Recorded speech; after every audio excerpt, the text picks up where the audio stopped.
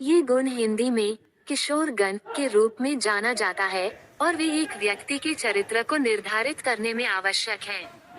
पहली गुणवत्ता सत्वा है, जिसका अर्थ है शुद्धता। यह एक स्पष्ट और सकारात्मक मानसिकता बनाए रखने की एक व्यक्ति की क्षमता को दर्शाता है। उच्च सत्वा के साथ एक व्यक्ति ईमानदार, सच्चा है और नैतिकता का एक मजबूत अर्थ है। दूसरी गुणवत्ता राजस है, जिसका मतलब है जुनून। यह एक व्यक्ति की कार्रवाई करने और उत्साह के साथ अपने लक्ष्यों को आगे बढ़ाने की क्षमता को दर्शाता है। उच्च राजस के साथ एक व्यक्ति संचालित, महत्वाकांक्षी है और सफल होने की एक मजबूत इच्छा है।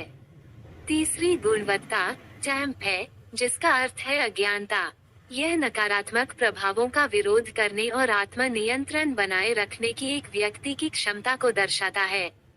उच्च तमास वाला व्यक्ति रोगी, अनुशासित है और एक मजबूत इच्छा शक्ति है, तो आप अपनी खुद की किशोर बंदूक कैसे निर्धारित करते हैं? ठीक है, ये सब प्रतिबिंब के बारे में है, अपने स्वयं के व्यक्तित्व लक्षण और व्यवहार के बारे में सोचने के लिए कुछ समय लें। क्या आप ईमानदार और सच्चा हैं?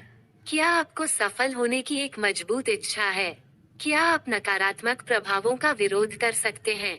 इन गुणों पर प्रतिबिंबित करके आप अपने स्वयं के चरित्र की बेहतर समझ प्राप्त कर सकते हैं और जहां आवश्यक हो वहां सकारात्मक परिवर्तन कर सकते हैं। याद रखें, किशोर गण निश्चित रूप से गुण नहीं है, बल्कि कुछ समय जो विकसित और बेहतर समय पर सुधार किया जा सकता है।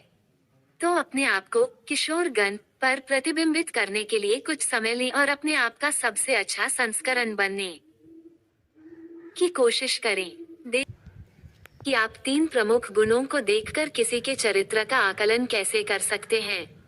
ये लक्षण अखंडता, बुद्धि और ऊर्जा है। आइए अखंडता से शुरू करें। यह विशेषता सभी के बारे में है कि कोई ईमानदार और भरोसेमंद है। आप आमतौर पर यह बता सकते हैं कि किसी के पास अपने कार्यों और व्यवहार को देखकर अखंडता है। क्या वे अपने वादे रखते हैं? क्या वे अपनी प्रतिबद्धताओं के माध्यम से पालन करते हैं?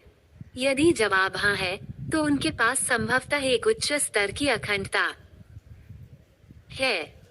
बुद्धि पर चलती है। यह विशेषता सभी के बारे में है कि स्मार्ट किसी के बारे में कितना है, लेकिन ये सिर्फ बुक स्मार्ट या आईक्यू के बारे में नहीं है। ये भावनात्मक, खुफिया और सामान्य ज्ञान के बारे में भी है। आप आमतौर पर यह बता सकते हैं कि किसी को बुद्धि को सुनने से बुद्धि है।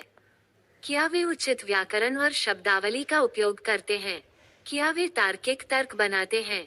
यदि जवाब हाँ है, तो उनके पास संभवतः एक उच्च स्तर की बुद्धि है। अंत में, चलो ऊर्जा के बारे में बात करते हैं। ये विशेषता सभी के बारे में प्रेरित और भावुक है।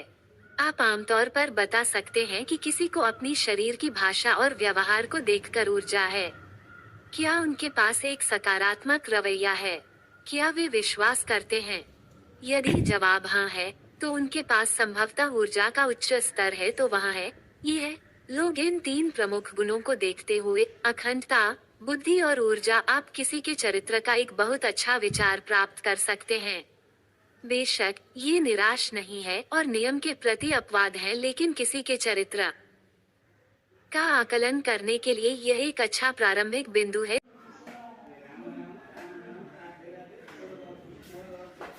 अकबर ने बिरबल से पूछा, क्या आप हमें एक ही व्यक्ति में 3 प्रकार की विशेषताओं को दिखा सकते हैं?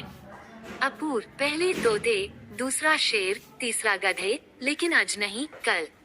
बीरबल ने कहा, ठीक है, आपको कल का समय दिया गया है। राजा ने अनुमति दी, कह रही है।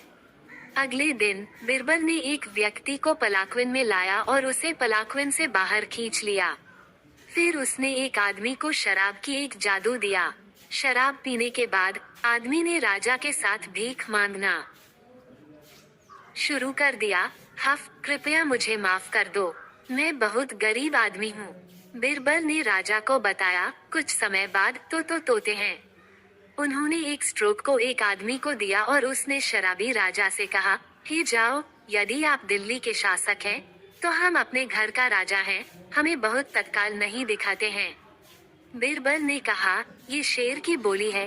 कुछ समय बाद उसने एक स्ट्रोक को दिया और वह नशे में एक तरफ गिर गया और नशे के बारे में गड़बड़ी की।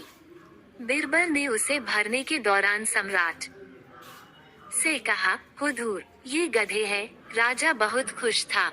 उन्होंने बिरबल कई पुरस्कार दिए। तारांकन अधिक जानकारी देखने के लिए धन्यवाद।